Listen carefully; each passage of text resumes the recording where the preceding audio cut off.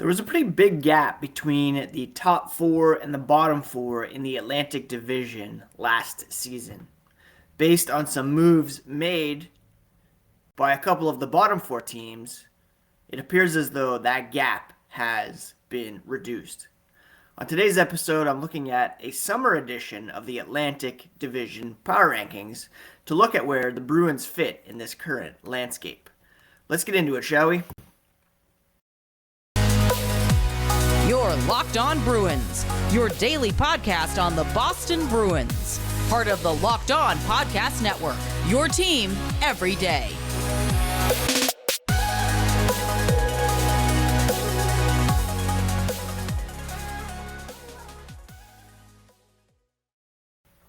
What is up, Bruins fans, and welcome back to the Locked On Boston Bruins podcast. I'm your host, Ian McLaren, and this is a daily show where we discuss all things Spoke to Be, as well as take a look around the NHL. I want to thank you so much for making Locked On Bruins part of your day. The podcast is free and available on all platforms. Wherever you get your podcasts, search out Locked On Boston Bruins, hit that subscribe button so that you never miss an episode. The podcast is also available in video form on YouTube. Same thing, look up Locked On Boston Bruins, hit that subscribe button. We're almost at 550 subscribers. Would love to get that number up and up as the summer progresses. Those of you on social media can find the podcast at Locked NHL Bruins on both Twitter and Instagram. And you can find me, my dad jokes, and hockey tweets at Ian C. McLaren. Happy Tuesday. It's July 26th. I hope you're all having a great week. And on today's episode, we're going to look at the Atlantic Division and where the Bruins fit in the current landscape based on some moves made by them and other teams so far this offseason. Now, when I did the Atlantic Division Power Rankings throughout this past season, it was clear that there was a distinct break between the top four and the bottom four, to the point where we kind of scrapped the Atlantic Division Power Rankings and incorporated the Metro Division, because teams over there were much closer to catching the Bruins in the race for a playoff spot than were the Atlantic Division opponents. You had the Panthers, Maple Leafs, Lightning, and Bruins in the top four, all with over 100 points. And then you had the Sabres, Red Wings, Senators, and Canadiens. Sabres and Senators in 5th and 7th, respectively, with the Red Wings in 6th, all separated by 2 points. Sabres with 75, Red Wings with 74, Senators with 73, and then you had the Canadiens down in 8th place, 18 points behind Ottawa with 55 points, a minus 98 goal differential. The Canadiens, of course, ended up with the first overall pick at the NHL entry draft, and they used that to select Juraj Slafkovsky. A very surprising pick, seeing as Shane Wright had been the number one consensus pick for quite some time. They also picked up Kirby Dach from the Chicago Blackhawks. They've added Evgeny Dadonov from the Vegas Golden Knights. And they pulled off a trade with the Pittsburgh Penguins, adding Mike Matheson in exchange for Jeff Petrie. Overall, the Canadiens still in building mode. They're still trying to get rid of some contracts, I believe, in the form of, Mike Hoffman, perhaps Josh Anderson. They are still not quite ready to challenge for a playoff spot. They're still kind of in between the up-and-coming core built around Suzuki, Caulfield, Dach, Slafkovsky, and not quite ready to take that next step. So I still expect that they will be at or near the bottom of the Atlantic next season. Another team that hasn't really done much is the Buffalo Sabres. They haven't really done anything in free agency. They signed Malcolm Subban. They signed Vinny Hinostroza. And they brought Craig Anderson back as goaltender. In fact, they will be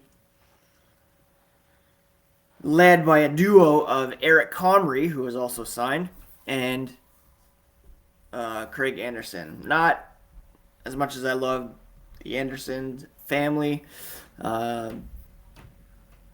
a goaltending duo that inspires confidence. They did add Kale Clegg, Ilya Lyubushkin on defense, and they do have a bunch of younger players eager to take the next step in their development. And Alex Tuck, Casey Middlestat, Dylan Cousins, Peyton Krebs, Jack Quinn, Rasmus Dahlin, I think, is going to have a breakout season. Owen Power is going to emerge as a star defenseman.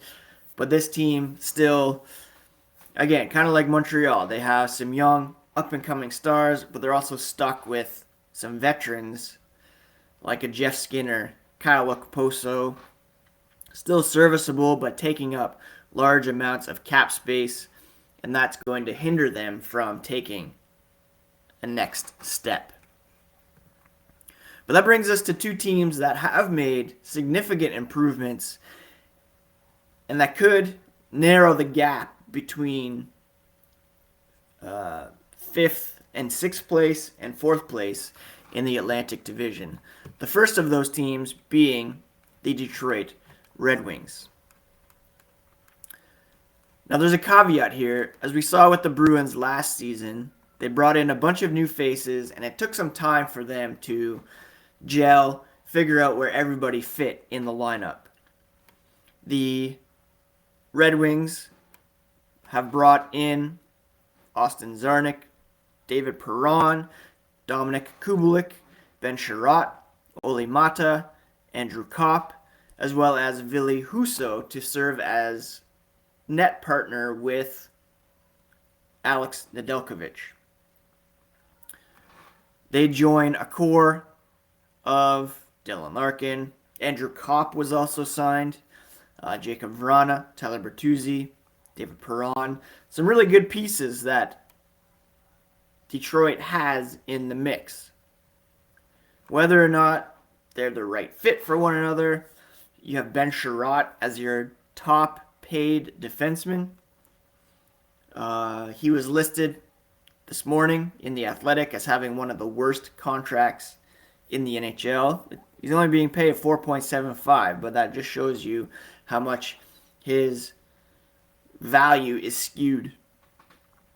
So is he going to help? Is he going to help Moritz Seider, Philip Roenick with their defensive and offensive responsibilities? I'm not really sure. Husso, Nedeljkovic, they are making more than Ullmark and Swayman, and I'm not sure if they're a better tandem. Neither really able to carry the load for a team for an extended period of time. So the Red Wings are better. Whether or not they're a playoff team definitely remains to be seen. Before I get to the Ottawa Senators and the top four, a quick word about BetOnline, the fastest and easiest way to check in on all your betting needs. Find all your favorite sports and events at the #1 online source for odds, lines, and games. You can find reviews and news of every league, including Major League Baseball, the NFL, NBA, NHL, combat sports, esports, and even golf. BetOnline continues to be the top online resource for all your sports wagering information. From live betting, scores, and podcasts, they have you covered. Head to BetOnline today. use your mobile device to learn more about the action happening today at BetOnline, where the game starts. All right, so moving on to the top 5 teams in the Atlantic. I think, again, the Red Wings have made some noise this offseason. Not quite sure if they're ready to enter into the playoff conversation. And keep in mind as well, Tyler Bertuzzi, as far as we know, not yet vaccinated, so that will keep him from traveling to Canadian cities for their teams, for their games up here this season. So let's move to the Ottawa Senators. They have made perhaps the flashiest, or some of the flashiest moves this offseason. They, of course, traded for Alex DeBrincat on draft day. They traded for Cam Talbot. They also traded Matt Murray. So their goaltending duo is Talbot and Anton Forsberg, which is pretty strong. Then, of course, they signed Claude Giroux on the first day of free agency. And they also signed Josh Norris to a huge contract extension. Their top 6 is now looking exceptional between Brady Tkachuk, Josh Norris, Giroux, DeBrincat, Drake Batherson, and Tim Stützle. They do have some questions on the back end. I love Thomas Chabot, but Zaitsev, Travis Hamonic, Artem Zub, Nick Holden, not very inspiring. Although they do have some youngsters in Jake Sanderson and Eric Brandstrom, perhaps even Jacob Bernard Docker, that could take the next step if they're able to move some of these defensemen. They also have $3.6 million tied up in buyouts, as well as $1.5 being paid to Matt Murray. Anyways, they have an exceptional top 6. Like I said, their goaltending duo is strengthened in Talbot and Forsberg, but they do have some questions on the back end for sure. And there's also some questions about Alex Fermenton and Drake Batherson and their involvement in the 2018 Team Canada sexual assault investigation. I believe they are 2 of 3 players who have yet to release any statement. And Fermenton, having been based in London, there are some signs pointing to their involvement in that situation. A lot of scrutiny on Hockey Canada this offseason, and rightfully so. And there could be some sanctions placed on these players if indeed they were involved in that situation. So that could be a big hit to the Ottawa Senators, but obviously the right thing to do if they were involved. So that's something to be aware of for sure. I'm going to skip over the Bruins for a moment, as we've talked about them at length already. Let's look at the Toronto Maple Leafs, shall we? I mentioned that Ilya Lyubushkin signed with the Sabres, so obviously that's a loss on their blue line. They also decided to trade Peter Mrazek and not re-sign Jack Campbell, bringing in Matt Murray and Ilya Samsonov from the Washington Capitals as their new goaltending duo. 2 guys that have underperformed, and seems like a risk for Kyle Dubas and company to put their hopes on this duo. Again, the hope is that they, kind of like Colorado this season, would be able to kind of outscore the opposition and win regardless of perhaps average at best goaltending. They also boosted their depth by bringing in Nicolas Aube-Kubel, Adam Gaudette, Victor Mete, Jordy Ben, Calle Jarnkrok. kind of shifting the deck chairs depth-wise and continuing to rely on Austin Matthews, John Tavares, Mitch Marner, William Nylander to get the job done. They're currently over the cap, so they have to move out some money. Perhaps Alexander Kerfoot might be on the move. But it's going to be important for them to really get things done sooner than later, seeing as Austin Matthews is signed for only 2 more seasons. And John Tavares, their return on investment from him is quickly dwindling as well. Overall, did they get better? They re-signed Mark Giordano very cheaply, so that is good value for them. But the goaltending, still a big question mark. And the question is, of course, can their big guys step up when it matters most, as they have yet to do in the postseason? The Florida Panthers, I think, also have kind of taken a step back. They most recently traded Jonathan Huberdeau and Mackenzie Weegar to the Calgary Flames in exchange for Matthew Tkachuk. On the surface, whether or not Huberdeau and Weegar re-sign in Calgary, that makes them not as good this season, that being the Florida Panthers. Weegar, one of the more underrated defensemen in the NHL. He was arguably their best defenseman, and that's going to be a really big loss for them. They didn't really do much else in free agency either. They signed Mark Stahl, Colin White. I believe they even signed Eric Stahl to a professional tryout. And they will also be without Anthony Duclair to begin the season, a guy who chipped in a lot of offense last year, but who suffered an Achilles injury and will be out of the lineup to begin the season. They're also continuing to pay Sergei Bobrovsky for 4 more seasons at $10 million per. .911 save percentage in the playoffs. Wasn't able to get the job done against the Tampa Bay Lightning. Speaking of those Lightning, they really went to great lengths to sign some core players in Mikhail Sergachev, Anthony Cirelli, and Eric Cernak.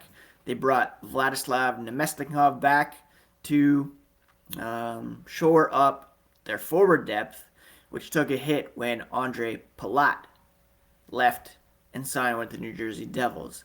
Nicholas Paul remains in the mix after signing a contract extension. And of course, they still have a formidable top 3, 4 in terms of forward depth in Kucherov, Point, Stamkos, Killorn, Nicholas Paul in that group as well. They're hoping to get more from Brandon Hagel and Victor Hedman, Andrei Vasilevsky, locking things down on the back end. They're still going to be a pretty competitive team. Before we get to where the Bruins fit in all this, I want to thank you again for making Locked On Boston Bruins part of your day, every day. Check your podcast feeds and YouTube to subscribe and get all the latest. Now make your second listen the Locked On NHL podcast. Locked On experts give you daily 30-minute updates on all things NHL all year long. Stay up to date on everything in the hockey world with Locked On NHL, your daily 30-minute NHL podcast. All right, so where do the Bruins fit in the Atlantic Division picture at the moment? Well, there's a lot of question marks right now. As we talked yesterday on the podcast, their center depth is lacking, with Patrice Bergeron and David Krejci having yet to sign contracts, as they are believed to be maybe not on the verge of, but something that's going to be happening this summer. They also have some key injuries to begin the season in Brad Marchand, Charlie McAvoy, Matt Grzelcyk, Mike Riley. So altogether, their opening night roster would be in the bottom four for sure in the Atlantic Division.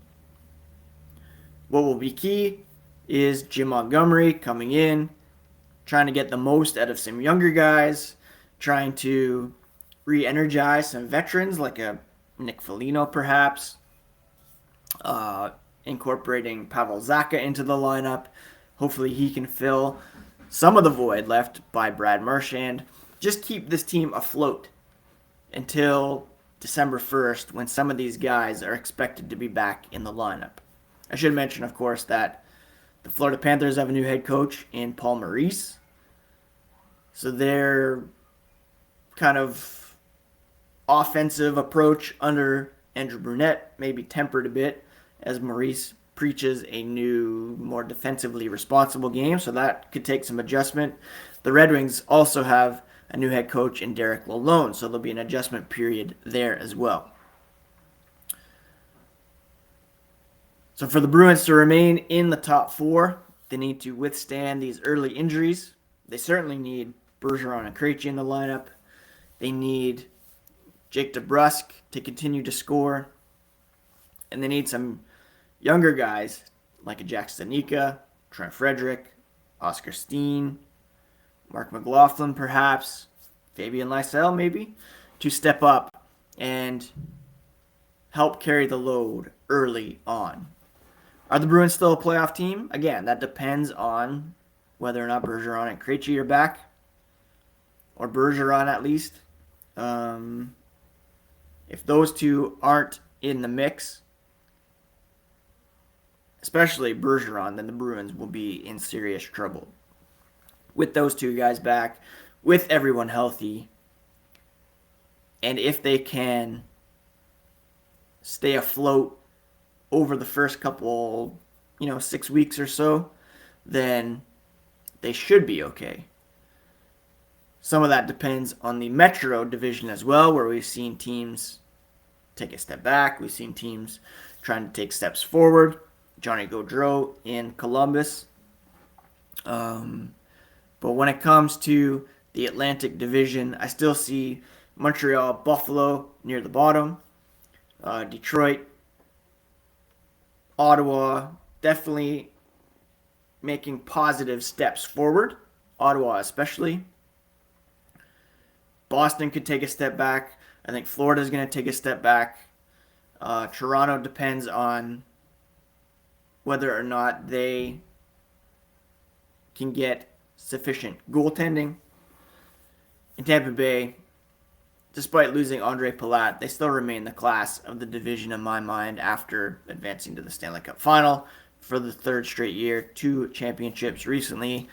And, as long as they have Stamkos, Kucherov, Vasilevsky, Hedman, Point, they're going to be competitive for sure and one of the better teams in the division, much less the NHL. Let me know in the comments how you see these 8 teams stacking up. Again, right now I have Tampa, Toronto, Florida, Boston, Ottawa, Detroit, Buffalo, and Montreal. Let me know if you agree, disagree. We'll talk about it again as more pieces fall into place. Later this week on the podcast, I'm going to open up the mailbag. So if you have any questions, feel free to send them in to @LockedNHLBruins on Twitter, to the YouTube page, and I'll be happy to answer those. You can also DM on Instagram. Hope you're all having a great week so far. It is a sunny, cooler day here, which is nice. And just continue to wait on some more pieces to fall into place for the Boston Bruins. Seems like a bunch of current and former players are over in Italy at the moment, so maybe they're not really in negotiation mode, or they're leaving it up to their Agents. I still think the Bruins need to move some money out in order to make those commitments for this season. And they need to get the Pavel Zacha situation sorted as well. Not to mention a David Pastrnak contract extension. Anyways, that's it for today's episode, my friends. Thank you so much for tuning in. And we'll talk to you again here tomorrow on the Locked On Boston Bruins podcast, part of the Locked On Podcast Network, your favorite team every single day.